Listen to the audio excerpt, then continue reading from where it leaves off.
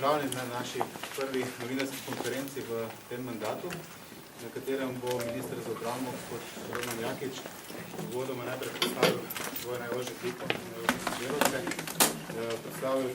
podal tudi oceno stanja na ministrstvu po prevzemu mandata in nekatere ključne naloge in aktivnosti, ki pač že tečejo v ministrstvu, nekatere, ki bomo pač tudi do konca leta še izvedli.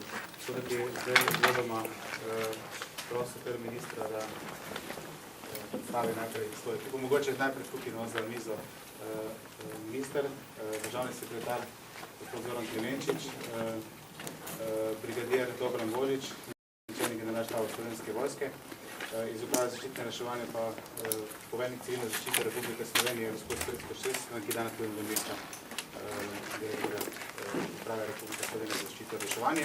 Ostali sodelavci so pa v spremni bojo tudi odgovarjali na nekatere vprašanja. Le sila, šef PR-a. Lep pozdrav tudi z moje strani. Res je, odločili smo se, da bomo imeli prvo redno tiskovno konferenco. Želeli bi seveda vas in javnost obveščati redno, tako da bomo poskušali seveda to vrstno aktivnost delati sicer po potrebi, jasno večkrat, ampak v načelu pa redne tiskovne konference enkrat na mesec oziroma na 2 meseca, odvisno seveda od aktualnih tematik. Moja želja je bila, da zdaj po koliko dnevih, po 61 dnevih v pisarni, seveda manj kot 100 dnevih še vedno, ampak 61 dnevih na nek način predstavim ekipo, ki je na ministrstvu. Kot veste, je bila moja želja izbirati oziroma najti kadre oziroma pomoč znotraj hiše.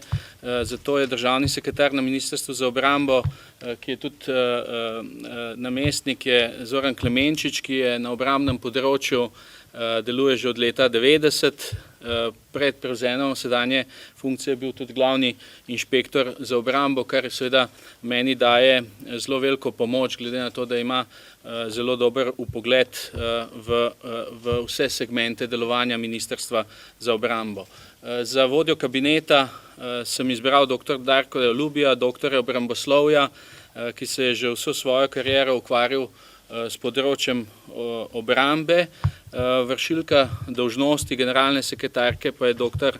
Mojca Ferjančič Podbregar, tudi doktorica znanosti z bogatimi izkušnjami na obrambnem področju, med drugim je bila tudi v letih 2010-2012 že generalna sekretarka na ministrstvu. Kot sem rekel, sem strokovnjake našel znotraj hiše, edini, ki se mi je pridružil zunanji in skrbi za povezavo stranko in aktivnostmi tudi en del z parlamentom, je kolega Dejan Radonič.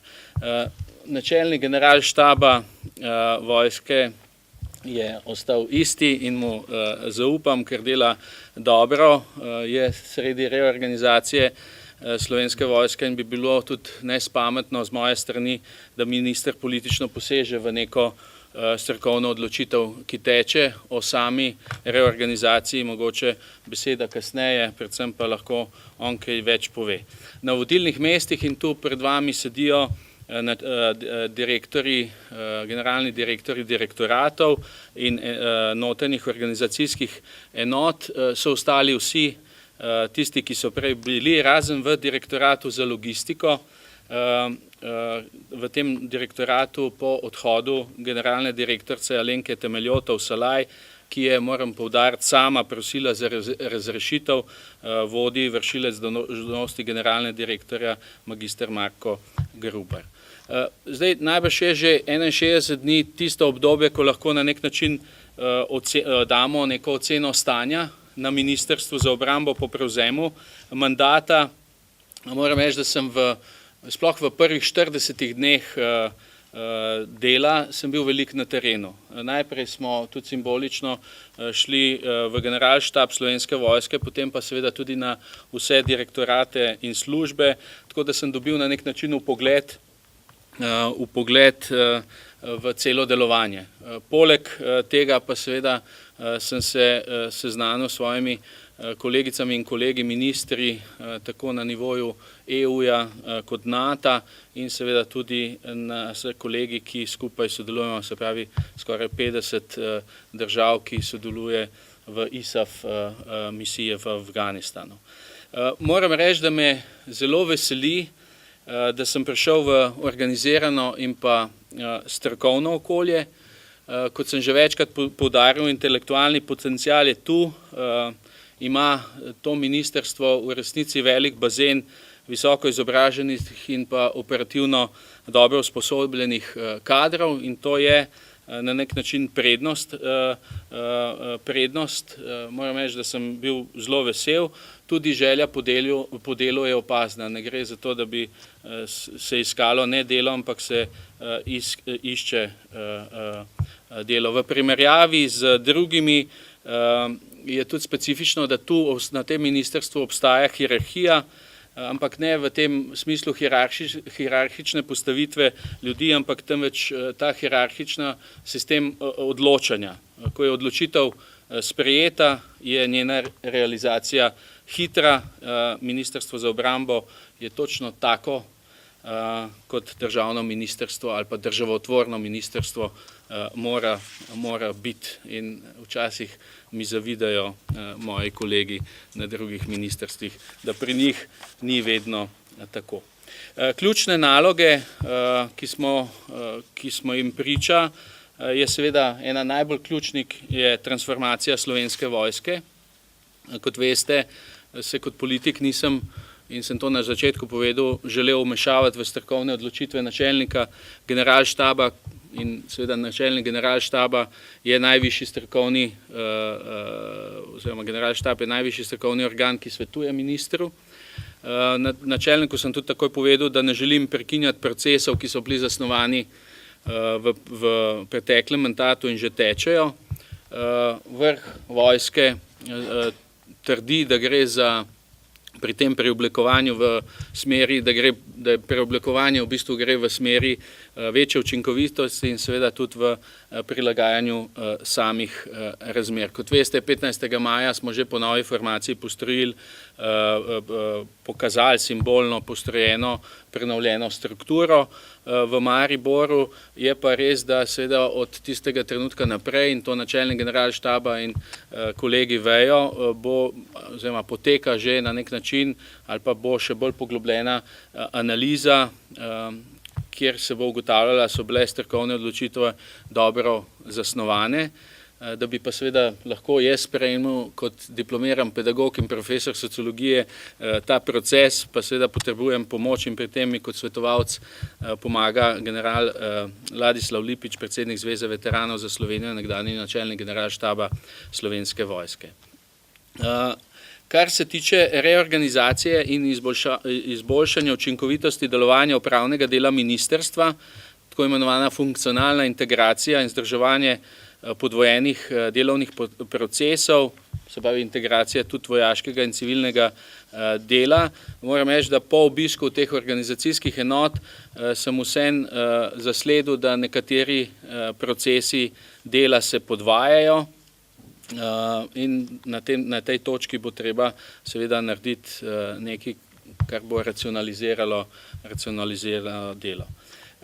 Ena od želja ali pa ena od aktivnosti, ki naj bi jo imeli, je priprava bele knjige kot priprava predloga za spremembo zakona o obrambi ter priprava drugih normativnih in pravnih aktov. Kot veste, je ta zakon o obrambi potrebuje spremembe. Še nisem naletel na nikogar tako znotraj Ministrstva za obrambo kot v parlamentu, kot v strokovni javnosti, ki ne bi izrazili željo, da je zakon o obrambi treba spremeniti.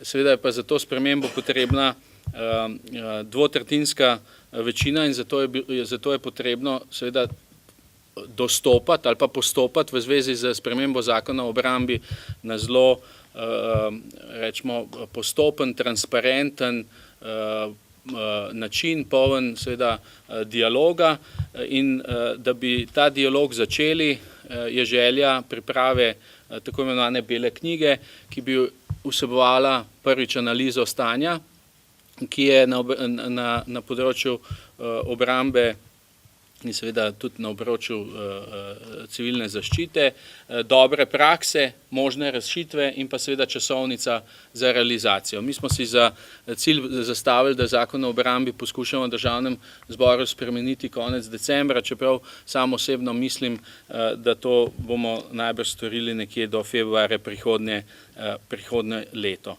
Seveda bi v času priprave bele knjige želel oblikovati en tako imenovani miselni tank, če lahko prevedem think tank kot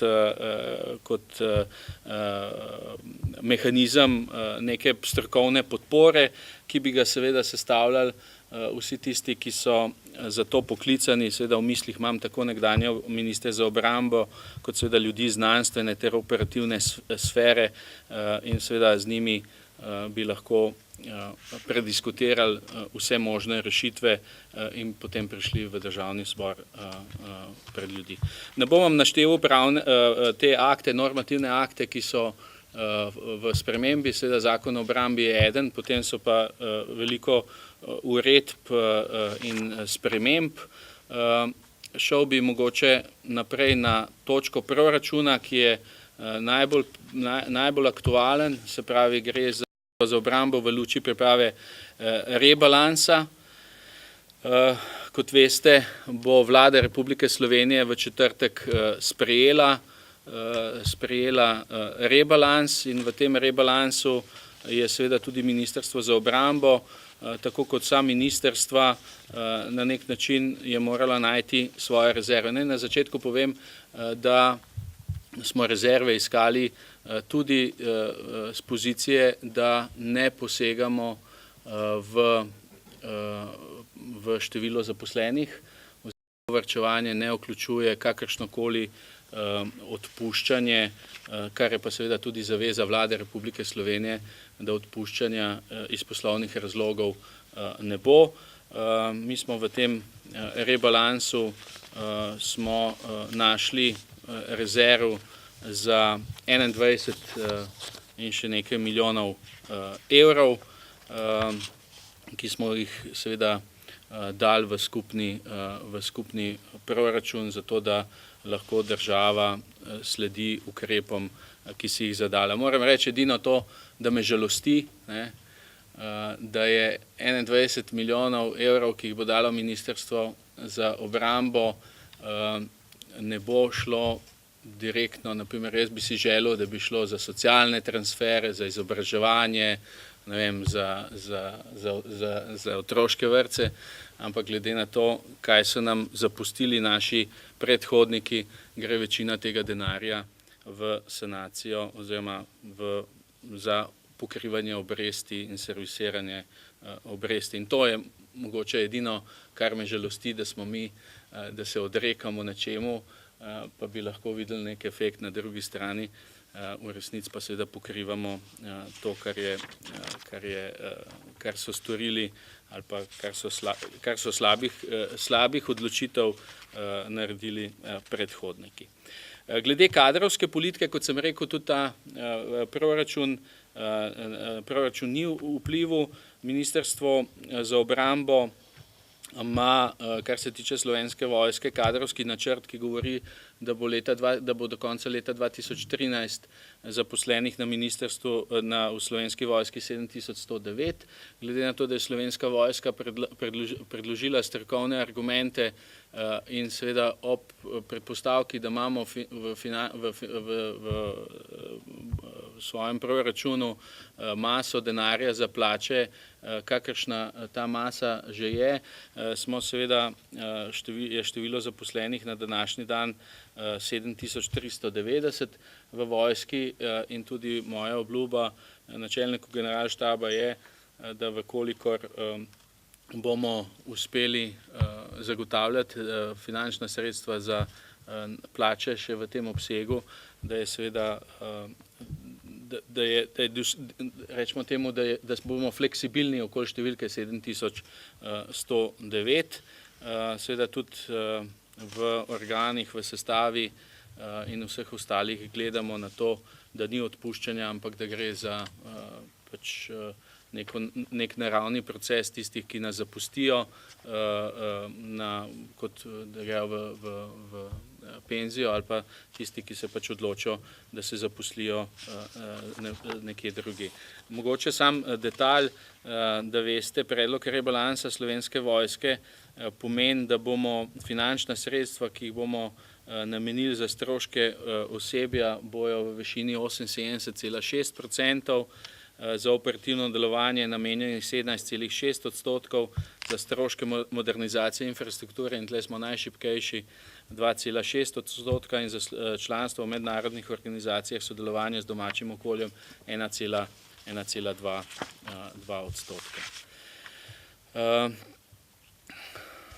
Zdaj je seveda s tem povezano tudi problem zagotavljanja deleža BDP-ja za obrambo skozi perspektivo NATO.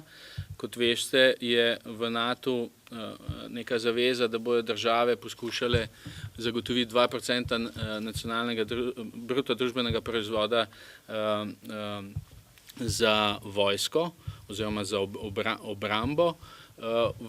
Med 28 članicami samo 3 izpolnjujejo ta pogoj. Gre za Združene države Amerike, Veliko Britanijo in zanimivo za Grčijo. Najbližja od vseh ostalih je Estonija z 1,99, vsi ostali pa se gibljamo, se pravi od tega procenta 1,99 do 1%. Slovenija je seveda skozi vsa ta leta zniževala tudi ta procent in je prišla na zdaj izračunano, včeraj izračunano 1,12% deleža obrambnih izdatkov, o čemer sem pa jaz že na srečanju NATO v Bruslu pač tudi povedal generalnemu sekretarju in svojim kolegicam in kolegom. Moram pa povedati, da je pa, in to je bilo tudi na NATO evidentno povedano, da pač Slovenija kljub vsemu izpolnjuje pa vse obveze sodelovanja Slovenske vojske v mednarodnih operacijah in pa misijah, za katere smo se zavezali, in to je tudi predzadnja točka današnje tiskovne konference. Preden vam bom dal besedo za vprašanja ali pa mogoče dopolnila kolegov, ki so danes z nami. Kot veste, si prizadevamo za večjo sinergijo med vojaškimi in civilnimi zmogljivostmi, tudi kar zadeva sodelovanje vojske v mednarodnih operacijah in misijah. Glede zastopanosti v posameznih operacijah oziroma misijah pa treba izhajati iz nacionalnih interesov. In mogoče pod prejšnjim ministrom ni bila tako izražena prioriteta Zahodnega Balkana. Zame je prioriteta in ministrstva v tej sestavi je prioriteta sodelovanja na Zahodnem Balkanu. Tle v mislih imam seveda sodelovanje na Kosovo, KFOR-u, sodelovanje v Bosni in Hercegovini. Prioriteta zato, ker je v velikem interesu Republike Slovenije stabilizacija razmer in področja in seveda v luči, kar zelo pozdravljamo, podpisa sporazuma med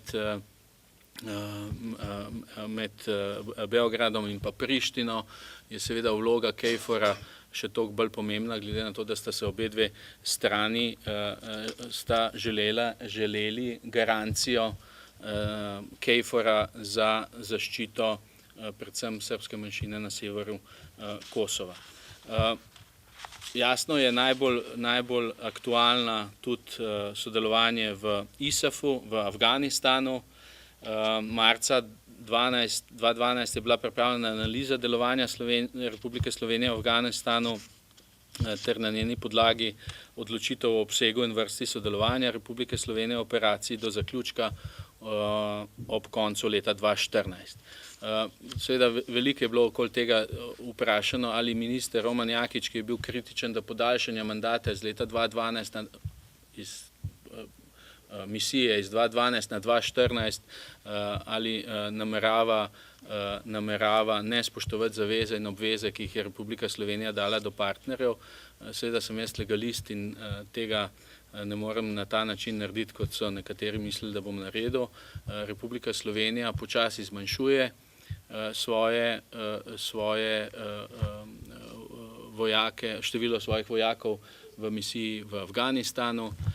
Kot veste, bomo do konca, trenutni kontingent šteje okoli 60 pripadnic in pripadnikov in do konca leta bo teh pripadnic in pripadnikov v misiji samo še 39 in tudi v zadnji rotaciji, kot veste, bomo več ali manj vso mehanizacijo, zato je tudi poveljnik, ki je specialist na področju logistike, je njegova naloga, da čim več opreme se umakne oziroma pripelje domov iz Afganistana. Zadnja rotacija oziroma 2014 pa bojo v Afganistanu pripadniki specialne enote, ki tako kot imajo v NATO parolo Together in Together out. 2014 imamo mi parolo specialci prvi v in zadnji iz operacije. In seveda po dogovoru, ki ga imava in z načelnikom generalštaba in seveda glede na logistiko tako transporta in ostalega, predvidevamo, da bo večina naših vojakov junija 2014 doma. Zastavica oziroma nekaj pripadnikov, ki bodo predvsem v poveljstvih, pa bo do 31.12. Postavlja se vprašanje tako imenovanega post-ISAF-a misije, ali bo Slovenija sodelovala v novi misiji.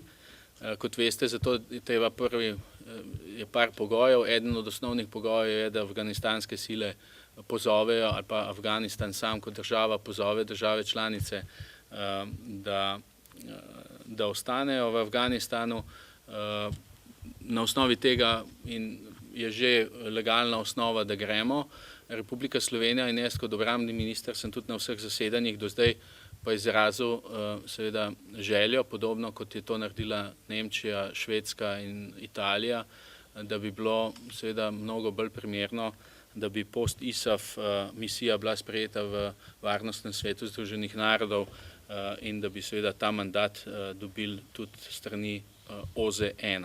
Kakšna bo, kot veste, pa mene kot poslanca, še takrat poslanca, motilo, da je bila odločitev o misijah ponavadi sprejeta netransparentno, kakšen dan pred odločitvijo vlade, ali pa včasih smo bili obveščeni na odboru za obrambo ali pa na odboru za zunanjo politiko Državnega zbora šele en dan po seji vlade, ki je to odločala. Zato smo diskusijo o post-ISAF-u začeli na odboru za obrambo že takoj po sestanku 6.6. v NATO, kjer sem predstavil seveda odločitve, ki so bile tam sprejete. Na samem zasedanju NATO pa sem zelo jasno povedal in dal vedeti, da bo odločitev, ne glede na naborne konference in pa vse ostalo, da bo odločitev v Republiki Sloveniji o tem, ali bomo sodelovali ali ne v post-ISAF-u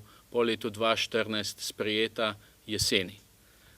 In do jeseni pa bomo poskušali seveda transparentno tako poslankam in poslancem, jasno seveda tudi vladi kot taki in pa strokovni javnosti ter javnosti predstaviti vse pluse in minuse, in vkolikor se bo Slovenija in vlada odločila, da sodelujemo v tej misiji, je potem seveda tudi vprašanje, na kakšen način naj bi tam sodelovali. Se pravi, ali vemo, da bo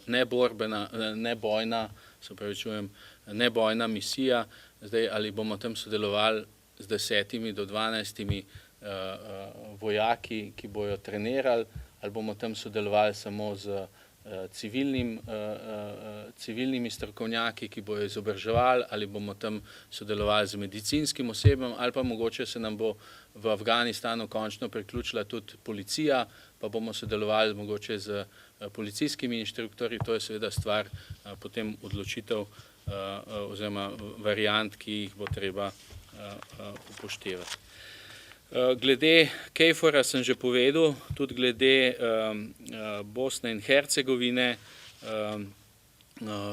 Kot veste, v Bosni in Hercegovini imamo 14 pripadnikov, imamo 120 pripadnikov, ki so regionalna rezervna sila,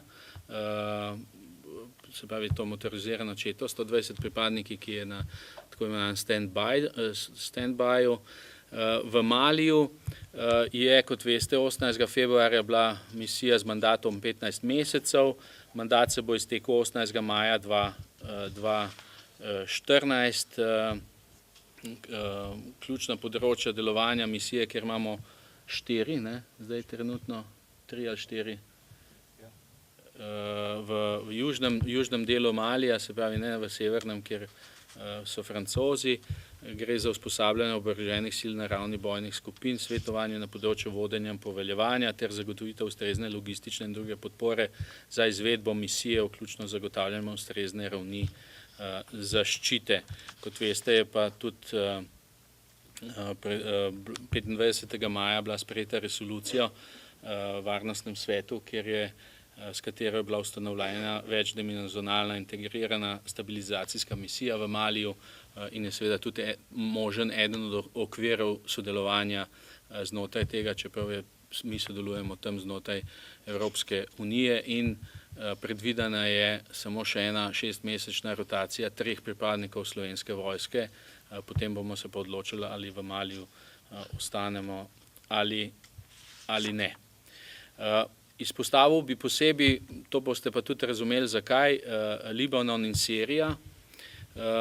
Sodelovanje v operacijah oziroma misijam pod vodstvom OZN je posebnega pomena. Veste, da sem jaz zelo zainteresiran, da imamo ta mandat OZN-a, in v tem misiji UNCO na Bližnjem vzhodu je Slovenska vojska sodelovala s 3 vojaškimi opazovalci, v misiji UNIFIL v Libanonu z izvidniškim oddelkom in skupno 14 pripadniki, medtem ko smo bili v misiji UNSMIS v Siriji 3 mesece udeleženi s častnikom Slovenske vojske, ki je vodil skupino vojaških opazovalcev na območju Damaska in pokrajine Rif Damaskus.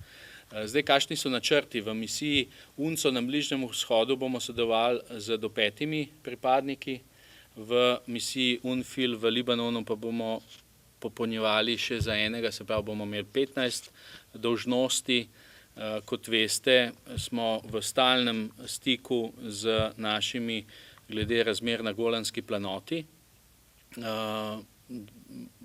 Veste, da je tudi Vlada Republike Slovenije oziroma ministrstvo sprejelo zaradi poslabšanih razmer, smo uvedli začasno omejitev delovanja za pripadnike na Golanski planoti in tudi en del tudi za voljo odločitve Evropske unije o dvigu embarga. Imamo naše fante, pač ne grejo na sirsko stran, ampak ostajajo na izraelski strani. Zakaj to omenjam? Zato, ker, in to je tudi seveda pol naslednja točka, kar zadeva aktualne teme in pa mogoče tudi v povezavi s Falconom, ampak ne toliko, ampak 26.6. Letos bom skupaj z načelnikom generalštaba obiskal našo misijo UNIFIL-a v Libanonu. Tja bomo odleteli s Falconom 26.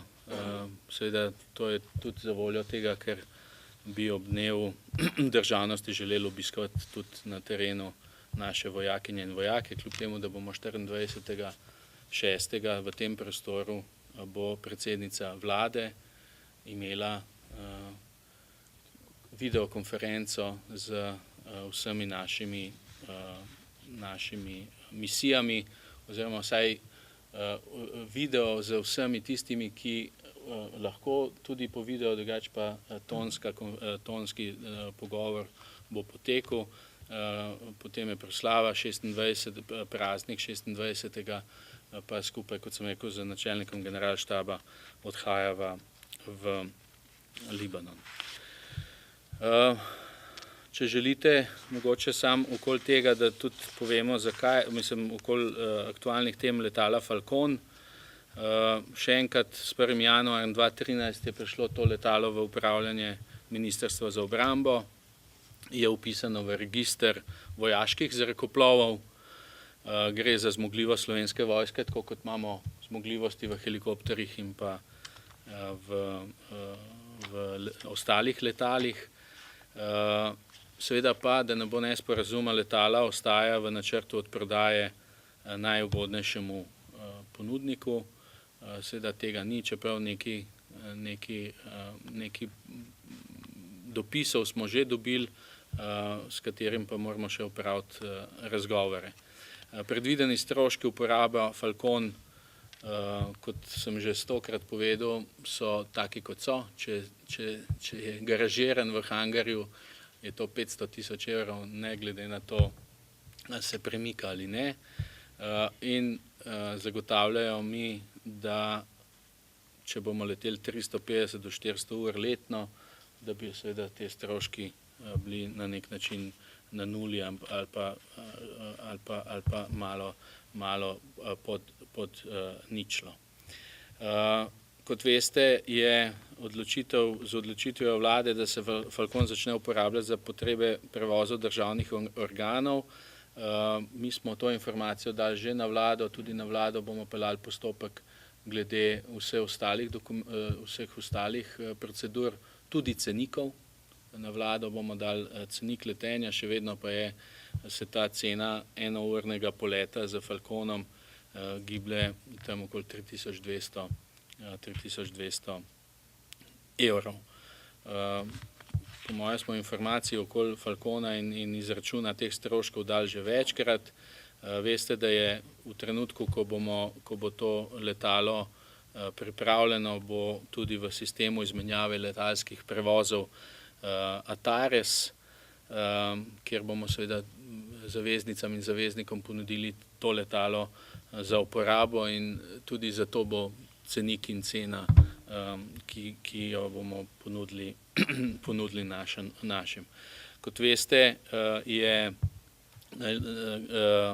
so bili izbrani člani 2 posadk, sestavlja jih 15 članov, in sicer so to 4 piloti, 4 člani kabinskega osebja in 7 članov letalsko-tehničnega osebja. Naj še enkrat ponovim, da sta samo 2 bila zbrana od zunaj, da smo 2 pilota imeli že zaposlena v Slovenski vojski.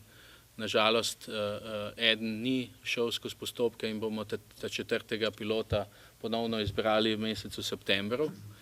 Ni šel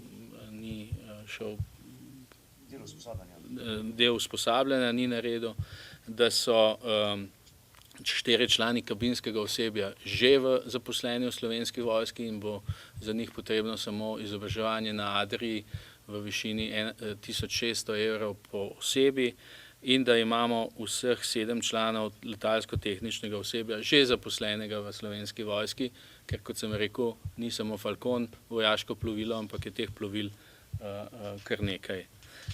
Na tej točki bi se jaz ustavil, sem pa prepričan, da seveda glede na to, da Ministrstvo za obrambo ni samo Slovenska vojska, da bo kar nekaj vprašanj tudi glede civilne zaščite in pa tega segmenta, ki je zame kot ministra in za ministrstvo izredno pomemben.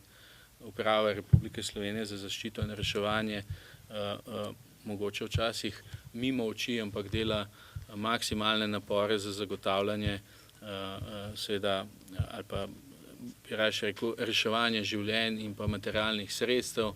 Mogoče in ne posvečamo dovolj pozornosti, kot posvečamo to Slovenski vojski, ampak zame sta to enakovredna in enakopravna elementa znotraj Ministrstva za obrambo, in tudi na področju civilne zaščite poskušamo maksimalno zagotavljati sredstva, kljub temu, da je pri rebalansu proračuna nažalost pri njih prišlo do 24% zmanjšanja sredstev na tem segmentu, ampak jaz sem prepričan, da za svojo zavzetostjo, profesionalnostjo in skrbnostjo bojo zagotavljali vse naloge, ki jih imajo tako zapisane, kot katerim so se tudi življenjsko, kot bi rekel gospod Šestan, posvetili ali pa so se jih bojo opravili.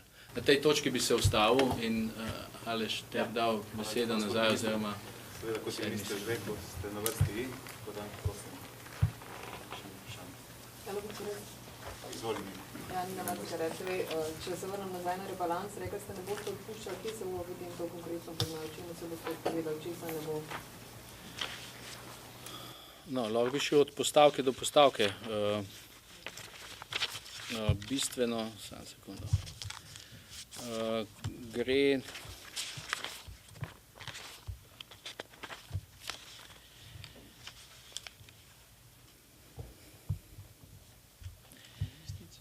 največ je na investiciji,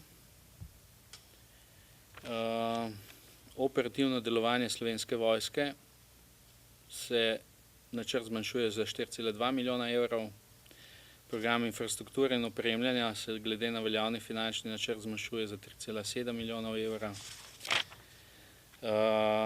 V rebalansu sredstva za kadre Slovenske vojske bodo zmanjšana za 5,6 milijonov evrov, tle seveda govorim o zmanjšanju oskrbe z uniformo pripadnikov, govorimo o zmanjšanju obsega črtano usposabljanje pogodbenih pripadnikov rezervne sestave, potem imamo opremljanje in modernizacija.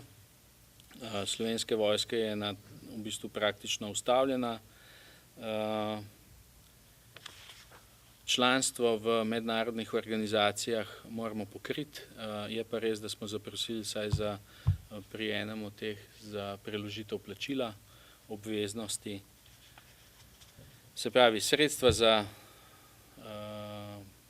mednarodne obveznosti, investicije, vzdrževanje, število napotenih v večnacionalno CIMIC skupino, promocijske dejavnosti, sredstva za potrebe vaj, nacionalnih realizacija kartografskih projektov ter tekoče naloge na področju obrambnega načrtovanja in kriznega upravljanja in pa stroški dejavnosti. Se pravi, povsod druge kot na human resource. Taka je bila odločitev in moram še enkrat pohvaliti kolegice in kolege, ki so predstojniki enot, da so seveda to z stisnjenimi zobmi, ampak seveda naredili zelo profesionalno, tako kot sem rekel, in mi smo tisti, ki smo 100% naredili to, kar se je od nas pričakovali.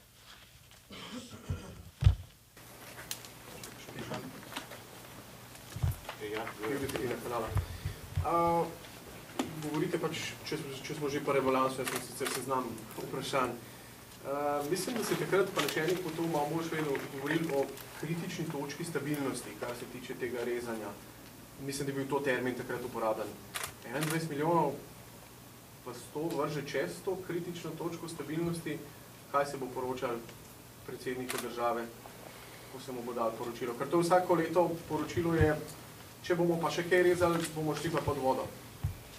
No, jaz, glede na analize, ki smo jih naredili, ne bomo šli pod vodo, nastajajo pa že problemi. Nastajajo problemi glede na vzdrževanje, predvsem se nam pa približuje trenutek, ko bomo ugotovili, da so sredstva, zdaj pa že imajo poprečno starost 15 let, in da bomo mogli predložiti nabavo ali pa nakup novih, ne govorim seveda za tanke, ne govorim za avione, govorim seveda o osnovnih sredstvih, kot so kamioni in tako naprej. Tako da po zagotovilu, ki jih imam, nismo še pod vodo v smislu, da bi bili vojaško neoperativni, še vedno bomo izpolnjevali vse obveze, za katere smo se zavezali tako v tujini kot doma. Bo pa seveda bo pa treba zelo racionalno se obnašati na vseh drugih področjih. Govorim seveda ne izključno opremski in pa mehanizacijski, ampak govorim o drugih stroških, ki jih je treba zbiti na minimum. Načelnik, boste vi še kaj dodali? Ja, hvala za vprašanje, gospod Pepina. Mislim, da je vprašanje na mestu. Mi smo res govorili o kritični stabilnosti. Predvsem ste pa verjetno lahko slišali gospoda ministra, ki je govoril, ki bomo racionalizirali in bila tudi postavka pogodbena rezerva. In tudi na tej postavki so tisti mogoče zadnji prihranki, kjer lahko poleg investicij oziroma vzdrževanja mogoče še prihranimo, s tem pa res posežemo verjetno v del bojne pripravljenosti tega segmenta. Ampak pri nas je bilo ključnega pomena, in to je minister danes poudaril, da je še vedno aktivna sestava, torej profesionalna sestava tista, ki daje točke Slovenski vojski in zaradi katere je Slovenska vojska uspešna, in mi smo naredili vse napore, da ohranimo to zdravo jedro profesionalne sestave in da gradimo na tej osnovi naprej. In mislim, da če ohranimo ta človeški dejavnik, ki je bil danes že večkrat poudarjen, je potem tudi lažje razvijati, ko bojo finančna sredstva tudi z novo modernizacijo Slovenske vojske in razvojem v to smer. Torej, pogledali smo vse segmente, res pa je treba poudariti, da smo že mi krepko v lanskem letu se zavedali situacije in smo šli v racionalizacijo, ki bi bila verjetno v nekem normalnem sistemu mogoče celo čudna, ampak smo že takrat se zavedali, da moramo prihraniti na vseh segmentih in smo verjetno danes se kaže to, da smo šli uspešno v ta segment racionalizacije, ki se pa velikokrat meša z transformacijo. Torej, del, ki smo ga lani upravili, bila racionalizacija, transformacija pa nova oblika, nova vsebina Slovenske vojske, se pa večkrat ta dva termina mešata in nekdo, ki pravi zaradi transformacije, so neke zadeve, ki so mogoče nekaterim niso logične, so pa takšne, kot so. Torej, selimo čete bliže domu, hranimo na prevoznih stroških, na pripravljenosti in tako dalje. Operativni standardi bodo pa ostajali. Mislim, govorimo o tem, kdaj rečemo, da je neka enota operativno sposobna, ker ne pogovarjamo se več o tankih ali pa o patrijah, pogovarjamo se, da bomo imeli dosti streljiva za vežbo, ne? Tako je. Operativni standardi ostajajo in morajo ostati vedno takšni, kot so. Res pa je, da mogoče, da se skupina enot, katere bomo res strogo gledali te operativne standarde, mogoče krči. Torej, mi bomo morali se osredotočiti in se osredotočimo na tiste enote, ki sodelujejo v mednarodnih operacijah in misijah, ki so naša prva prioriteta in tam standardi ne smejo pasti, morajo ostati najmanj enaki. Vse ostalo pa potem gledamo najbolj racionalno, kako zdržujemo tisto minimalno stopnjo pripravljenosti, ki zagotavlja neko odzivnost. Minister, pa bodo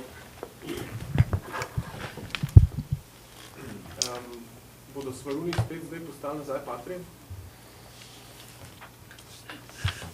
Vse veste, kaj mislim, kakšne je zdaj zadnje odločitve ali pa zadnje razmišljanje okrog pogodbe?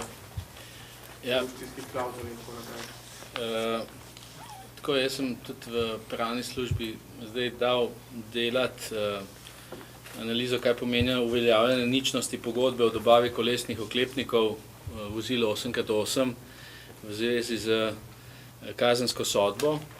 Naj povem, da je do pravnomočnosti sodbe so vse aktivnosti pač stojijo, ne. Čakamo na pravnomočnost sodbe. Ta pravnomočnost sodbe je lahko tudi seveda sodba v Avstriji in pa začeti kazenski postopek, kot veste, na Finskem. Ničnost pogodbe, vsaj tako kot so me obvestili, je pač ničnost pogodbe, to pomeni 30 patrij, ki smo jih dobili, mislim, da imamo 3 še celo v Afganistanu, druge so v Mariboru, bi pomenili, da jih vrnemo in seveda zahtevamo od finske patrije 75 milijonov evrov, ki smo jih za njih plačali.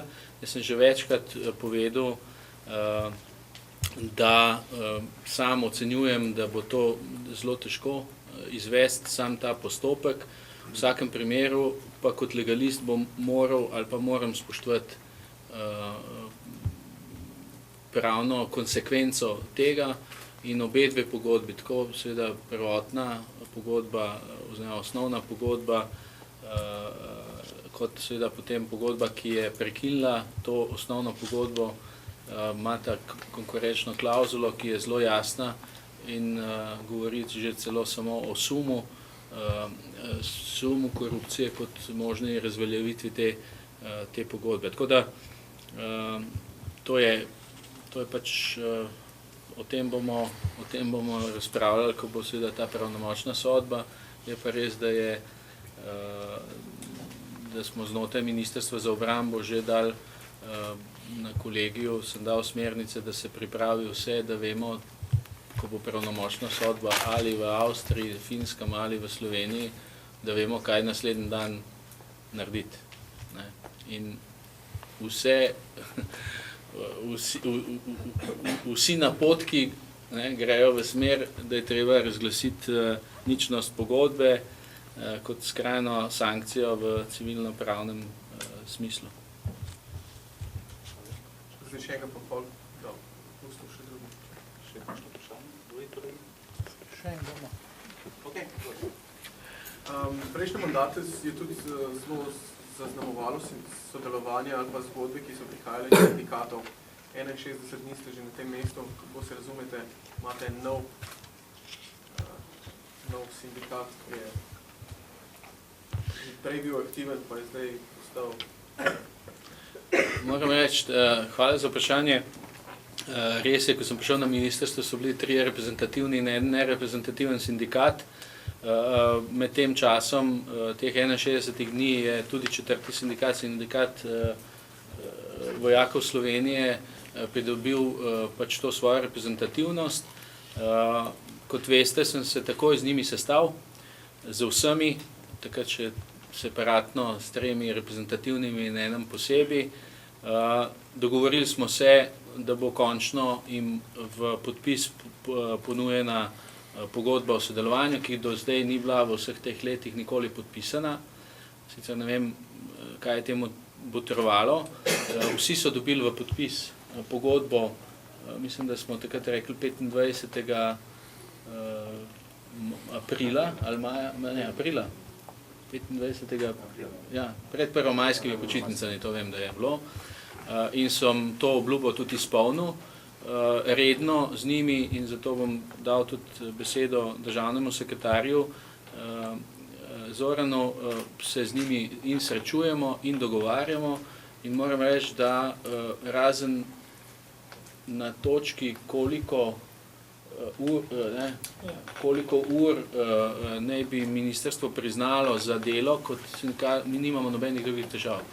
Saj do nas ni, kot veste, pa spremljate, tako jo obveščajo in imajo, moram reči, da sem zelo vesel, da je to sodelovanje steklo na ta način, je pa seveda to stvar pogajanj med delodajalcem in sindikatom, ki je včasih mogoče bolj veroče, včasih manj veroče, ampak zaenkrat moram potrkati, z njimi sodelujemo zelo dobro. Mogoče, Zoran, če boš ti kakšno besedo rekel, na kateri točki smo glede in sporazumov in...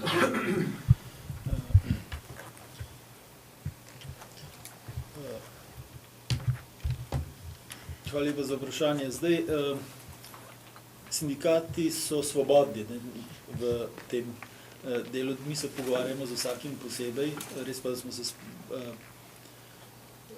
reprezentativnimi skupaj na prvem sestanku in pa z sindikatom vojakov Slovenije, ko še ni bil reprezentativen posebej.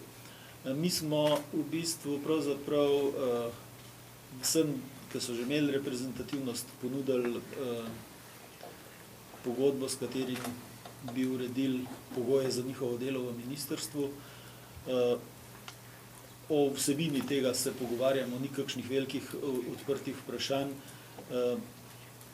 Je treba razumeti tudi sindikate, da posebej tisti, ki so bolj aktivni v Slovenski vojski, je za to reorganizacijo in procesi transformacije, imajo tudi, bom rekel, tudi za njih to pomeni novo dejstvo za organizacijo, ampak v osnovi nimamo odprtih vprašanj. Z sindikatom, ki je zadnji pridobil reprezentativnost za vojaške poklice, torej za vojake, podčastnike in častnike, smo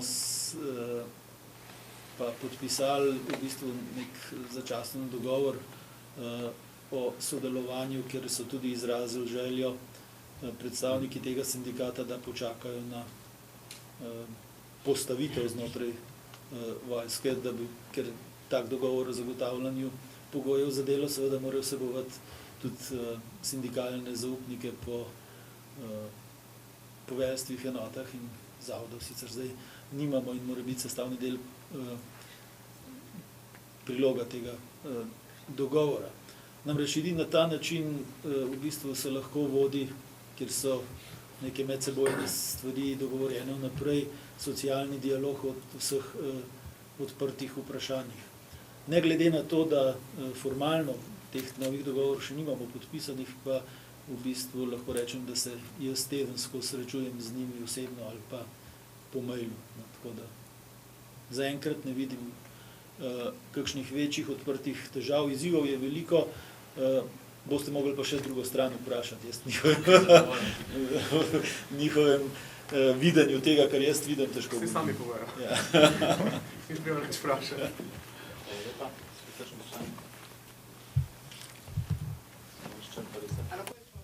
Ja, zanima me za časno četo prihodnje tedne, imate že zdaj kaj več podatkov? Imamo. Vedno imamo in podatke in vse. Odredba v počastitev dneva državnosti Slovenske vojske in seveda zagotavljanje častne straže je pripravljena. Odredba je pripravljena. Kot veste, postopek ta, da smo odredbo pripravljeni, smo jo dali v soglasje predsedniku Republike Slovenije.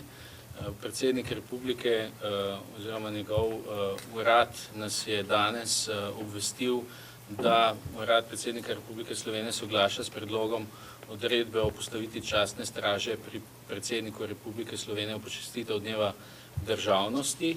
Odredba pa, ki bo danes jutri podpisana, pa govori o tem, da bo častna straža postavljena že 24. junija od 18. do 21. ure in 25. junija od 9. do 21. ure. Častna straža, kot veste, se bo izvajala pred vhodom v prostore predsednika Republike Slovenije na Prešernovi 8 v Ljubljani z 2 pripadnikoma garde enote Slovenske vojske hkrati. Generalštab Slovenske vojske pa bo določil ta podroben način izvajanja in postopek menjave častne straže in seveda tudi zagotovi vse potrebne pogoje za njeno nemoteno izvajanje, pri čemer seveda sodeluje z uradom predsednika Republike. Tako da to bomo izpeljali in častna straža bo že 24. ob 18. uri pred predsedniško palačo. Božič, lahko še nekaj bolj podrobno povedati? Mislim, da je bilo večinoma že povedano. Samo malo. Mislim, da je gospod minister večinoma že povedal. Mi imamo standardni protokol, tako kot je protokol tudi na Ministrstvu za obrambo. Bi pa vas povabil, da prijete pogledati in da boste videli to na licu mesta, tako da vabljeni in bo to najbolj očitno in prikazano. Smo ponosni, da bomo lahko del tega protokola in tudi na ta način, da bomo lahko obeležili dan samostojnosti. Torej, dobrodošli. Hvala lepa. Še kaj? Še vprašanje?